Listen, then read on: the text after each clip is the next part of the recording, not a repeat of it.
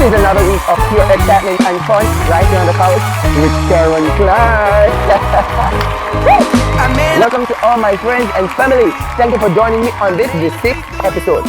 I am forever grateful for the love and support, and have to say a big shout out this week to John R. Williams and Samuel Heavy for commenting and sharing. Also to Kelly and Peters for voting. Don't know me can call everybody name, so once you watch, big up yourself. So people, there's an awesome subscriber of mine called Carl Brown Devotional and Powered Up Moments. Run on over to this page right as you're done over here and subscribe for encouraging 5-minute devotionals every day. Remember to subscribe, turn on your notification bell, like and share the video. Once I have 50 likes, awesome prizes will be given away to one commenter. Also, be reminded that Couch Talk is aired every Tuesday at 7:30 p.m. on YouTube at Couch Talk with Karen Clark and on IGTV at Real Karen Clark. Yeah, I think I should do a singing one next, right? No, come and go chat.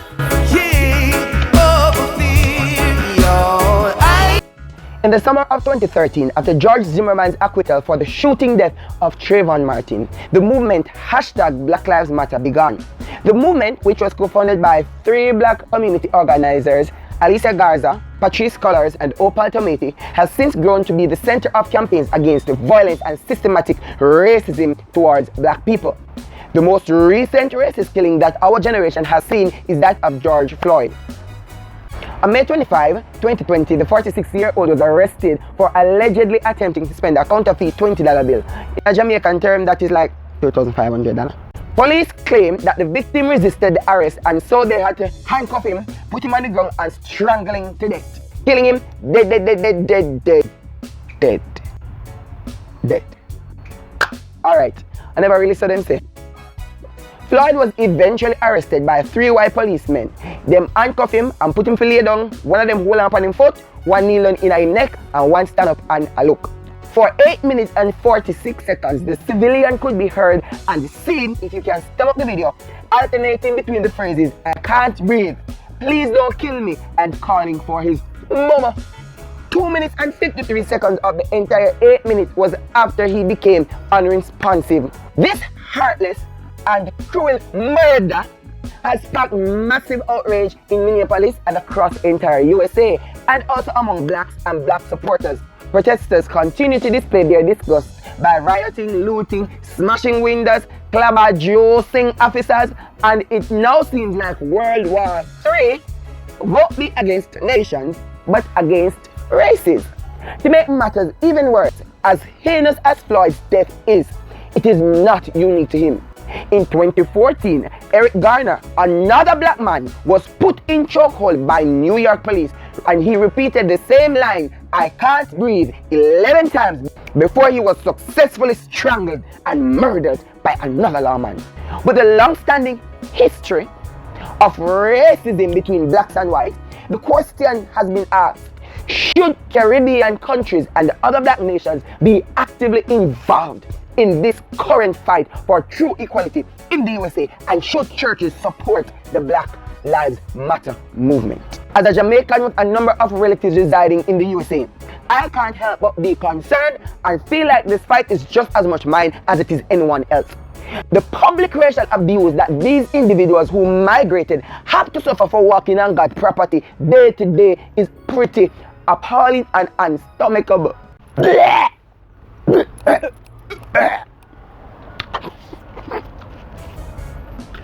Alright, not to make light of the matter, I have heard relatives remark that they be walking down the street and them afraid, they're literally afraid when them see somebody white approach them. It matters not if the person is in law or wherever, them just freak because them don't know if them are going to shoot them and say them look on them. I believe the Caribbean and all other black nations should join in solidarity and protest against the cruelty being dished out to our race, to our people, to our brothers and sisters. The truth, if you have a black male relative in the USA, currently he is 21 times more likely to be shot than his white counterpart. I applaud this Jamaican protester, in the US of course, for representing Jamaica in the best shape and form there is by utilizing our dialect and our culture. Look on this.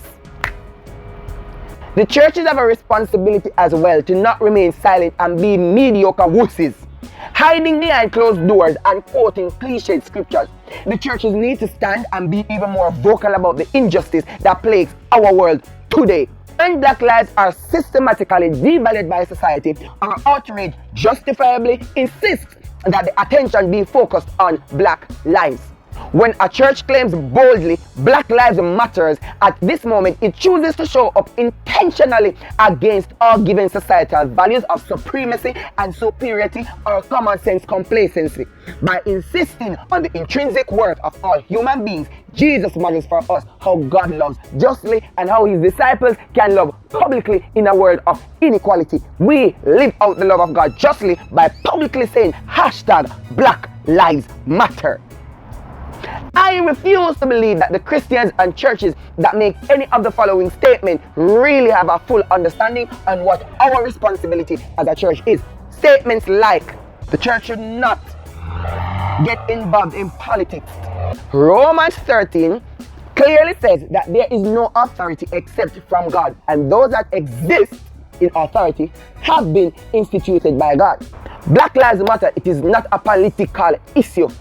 The other statement is, Black Lives Matter, but so do Blue Lives and so do All Lives. These statements, Blue Lives and All Lives Matters, are counter statements for the Black Lives Matter movement.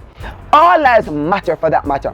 But we are having these conversations because black lives are the ones in grave danger. And if you and me as the black church is not concerned about the life of our relatives, our church members and children, and is willing to actively work to make the society better, you aren't a real Christian. And me say it, fling your stone, and I will not retract my statement. The Bible makes social justice a mandate of faith and a fundamental expression of Christian discipleship.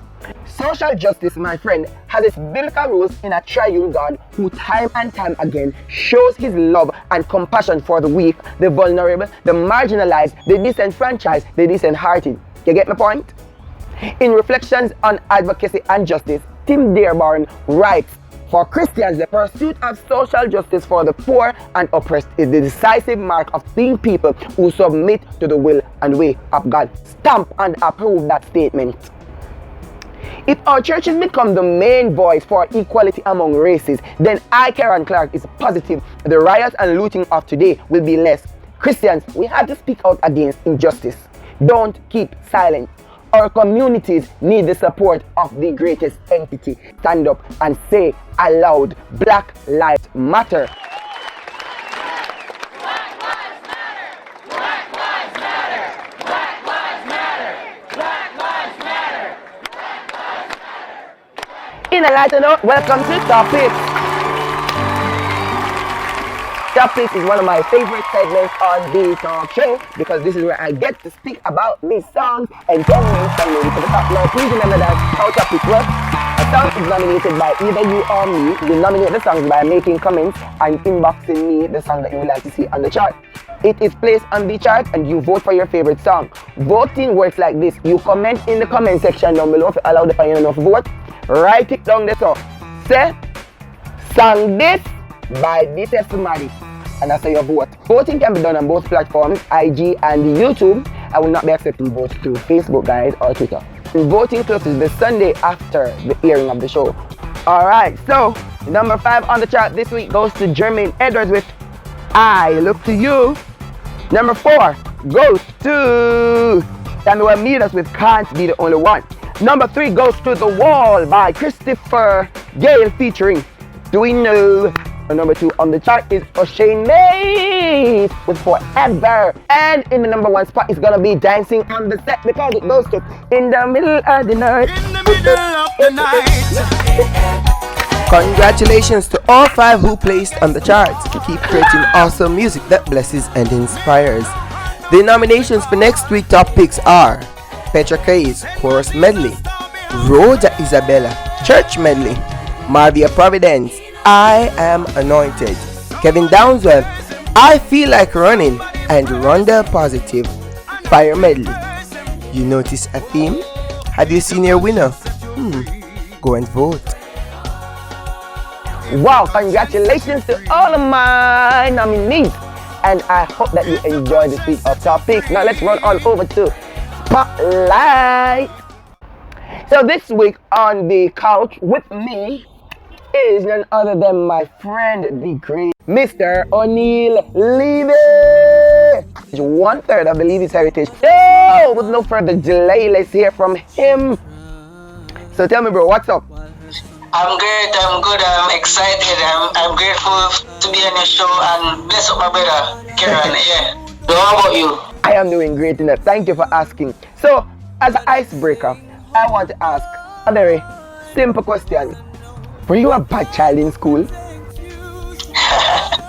I don't consider myself a bad student, but I'm always the troublemaker in the classroom. But I always consider myself a good student in terms of when the teachers want me to do something, the first person they will call is O'Neal. If they want to sing, lead devotion, help them with something, I will be helpful persons to do that. But other than from that, and also I love to do my work. But other than from that, and they call me the troublemaker person. Alright, so I know that I, Kieran Clark, know that you are a Christian. What most people don't get about artists and musicians at times that they are Christians and they do fast, they do pray. I know for a fact that you are one that really take your Christianity serious. But tell me, what are some of the biggest misconceptions that you've heard about musicians and artists that you at this point would like to, trash out and nullify and just speak out loud against?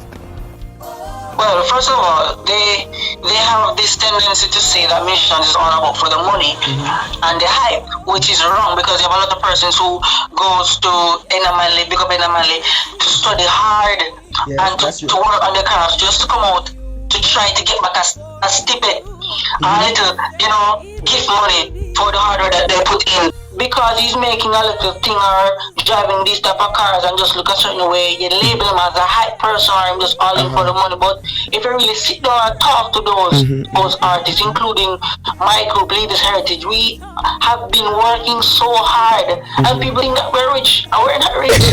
But the hard work that we put in, we don't want even a toops back. We're not even get that back, but we still know that this is a purpose on our lives and we must do it and do it unto the will of God. And once God is alright and we can eat and alright, we're good, but we're not charging you, trust me, it's not about all about the money. We're just asking you for a little snippet from what we put into the product or the album that went in November. Yes. November the 16th we launched our album. Someone submitted to the call. We still have CD selling, we're still pushing, but we're not stopping because we have a purpose to preach and to teach to the people that God is good and His praise will forever be on our lips. So with that said, it's not all about the money. So you want to debunk that you guys are not about money. It's not about money, it's not about the fame, it's about ministry. Yes, it's about the ministry. You need the money. That's the thing. We need the money to support the ministry. You mentioned your group a while ago. So what's it like being a part of one of the greatest groups in the world, singing with your siblings, the Levy's Heritage? Oh my God, I'm humbled.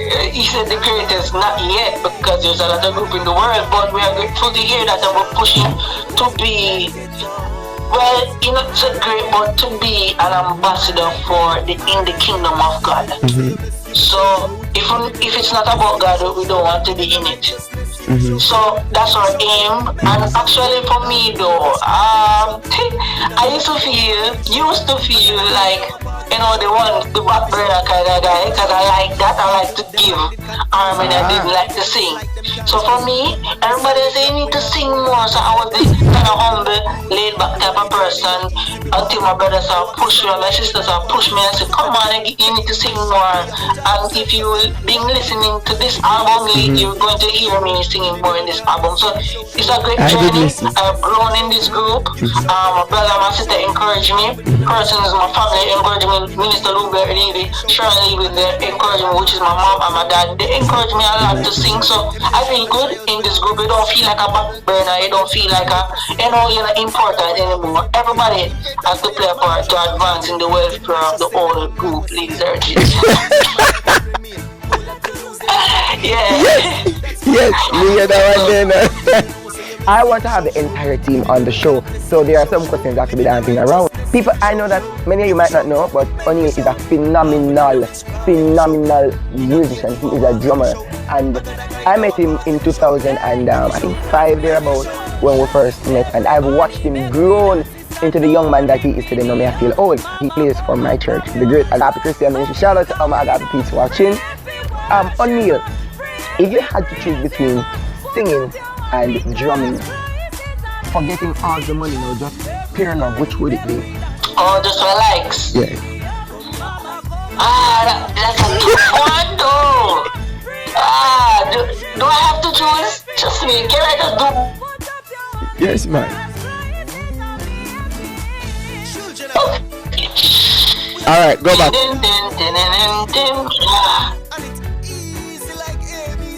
One. Just choose. Just choose one. Only one. Singing. Oh. I love the drums. The drums is my first love and will forever be. But singing, why? Can I give my reason? Sure, go ahead. At the person at the front, he can not that the musician can reach people, but the person that is speaking or singing, I think he has a better influence because he has the better face. Is him or she the person sing first? So I want to be that light, like God can use me in that capacity to be a humble servant too. When I'm on that platform singing or speaking, I can reach somebody quicker than how the drummer, because most of the people look at the drummer and say he can play and him shell and him do the feels there, but when you speak the word or sing the word, you know, I think it reaches quicker than a musician in the back. You know, but not saying I'm putting the musician in the back, you know, because persons come to me and say, yo, bro, you so good on the drums, bro, and you bless my heart. But that's a few. But when they hear Levi's Heritage together and we're ministering and people come to you and one testimony, this lady calls, I think, messages and said that she listened to Spiritual Shout and it changed her life and she became a Christian after that song. Oh my God, that was a blessing. So I believe that persons who have a voice is heard quicker than the person who are on the drum. They take the person who has a voice quicker and more serious rather. Yeah. It is the word that really does the pulling. So even though musicians are very I don't think that worship should go without music. I think that we all come together, but the word is really the pulling power. The word. The word, yeah. Alright, so on this week's episode of Couch Talk, I spoke about the Black Lives Matter movement and whether or not churches should be supporting this movement and how they can do it, as well as should be Caribbean and be actively involved in the fight. What is your view? What is your opinion? What are your opinions as it relates to this topic? It's really a sensitive situation, but it's been happening for a very long time. So it's not just now. But I have to agree that we should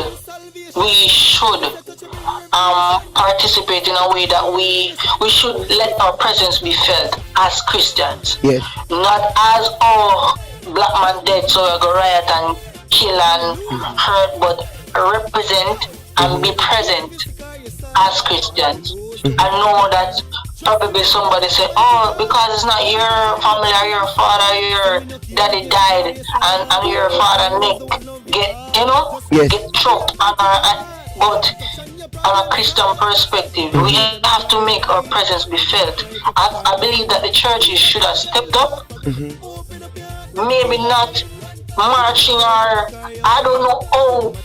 To be honest, I don't know how they would do it because they are not in the US or in that type of way how they do things. But I believe that the church should have stepped up and you would talk about it and speak out about it and try and make a change, because it can get worse and people can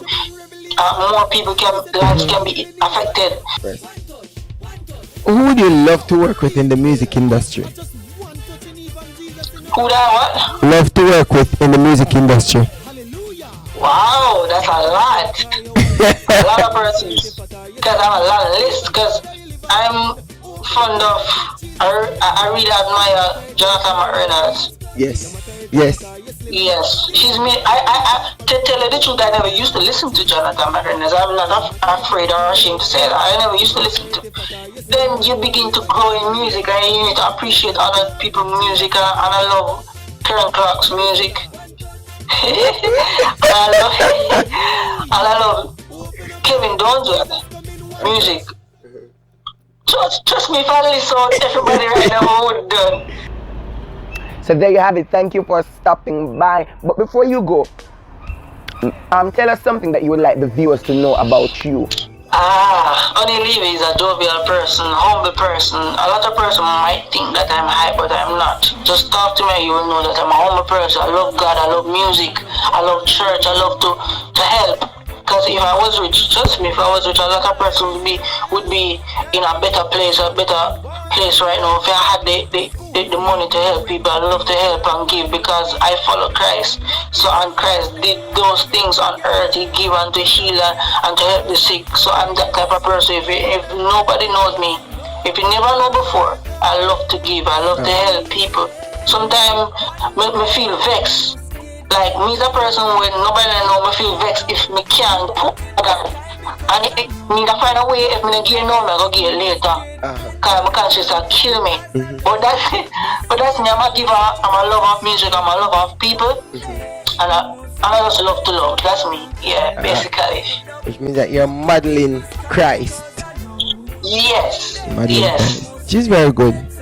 A remarkable trait that should be replicated by everyone who is a Christian and non-Christian to need to replicate that trait them. So leave the social media platforms with people so they can get in touch with you and connect with you on our levels.